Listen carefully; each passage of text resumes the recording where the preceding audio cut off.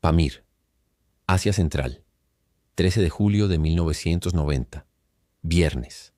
45 alpinistas de 7 países diferentes duermen en sus tiendas a 5.300 metros de altura. A las 9:30 de la noche en las montañas Hindu Kush de Afganistán, la tierra tiembla. Nadie en el campamento siente nada. Pero en la cima un bloque de hielo del tamaño de un edificio se desprende. En segundos 43 personas quedan enterradas bajo el hielo, vivas, y los 2 únicos supervivientes pueden escucharlas gritar durante horas, sin poder hacer nada. El pico Lenin tiene 7.134 metros. Está en los montes Pamir. Tenía una reputación engañosa. Se la consideraba una de las cumbres de más de 7.000 metros más accesibles. Esa noche, en el campamento La Sartén, 45 expertos descansaban tras días de nevadas intensas. No sabían que la montaña estaba a punto de cambiar su historia para siempre. A las 9:30 de la noche, un terremoto de magnitud 6,4 sacudió las montañas Hindu Kush en Afganistán, a cientos de kilómetros de distancia. En el campamento 2, nadie lo sintió. El hielo absorbió las vibraciones completamente. Los alpinistas que estaban despiertos no notaron absolutamente nada. Pero en la cima del pico Chapaev, la montaña adyacente al Lenin, ese terremoto fue suficiente para desprender un serac, un bloque de hielo glacial enorme. El Guinness World Records lo describe como una columna de hielo glacial del tamaño de un edificio. El serac cayó sobre la pendiente que dominaba el campamento 2 y se convirtió en una avalancha. Un testigo que estaba en el campamento 1, a 1.000 metros más abajo, vio la avalancha bajar por la montaña en la oscuridad. Y luego silencio. En segundos el campamento entero había desaparecido bajo el hielo y la nieve.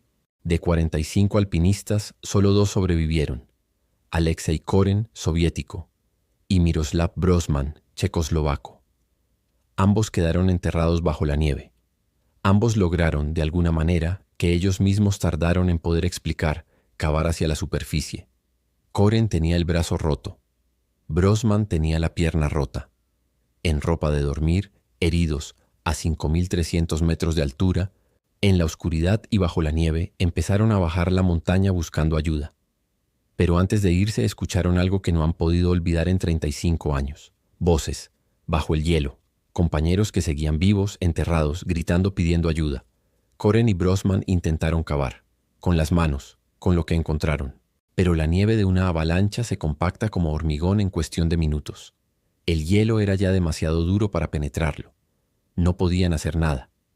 Bajaron al campamento 1. Uno de los testigos que los recibió describió la escena así. Uno de los 2 llegó tambaleándose y dijo solamente estas palabras: «Están todos muertos».